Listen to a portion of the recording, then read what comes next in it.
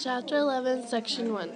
In ancient Egypt, civilization began with the Nile River that stretches 750 miles long.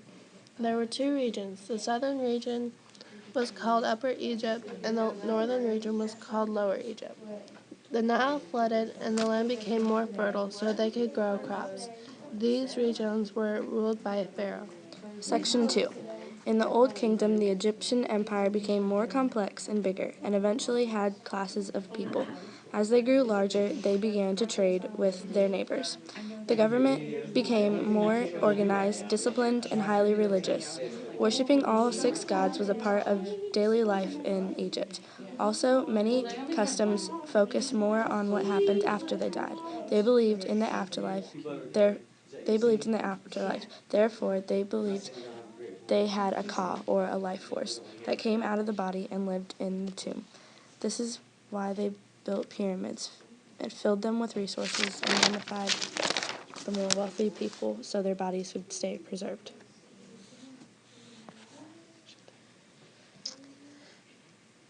Section 3. At this time, pharaohs couldn't collect enough taxes to keep up with their expenses. Ambitious nobles took power from Pharaoh. The Pharaoh defeated his rivals in 2050 BC when the Middle Kingdom began, but fell into disorder again. Thutmose rose to power and began the new kingdom.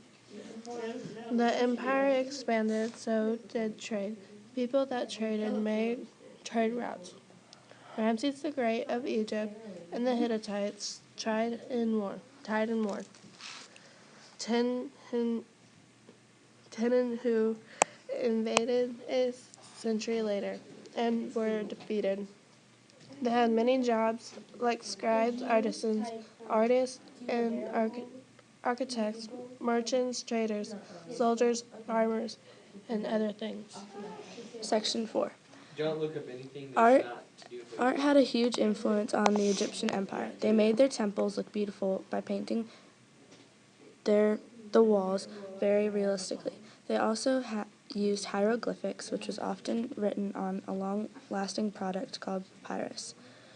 They created huge statues, such as sphinxes, to guard the pyramids, and also amazing jewelry and paintings for the tomb.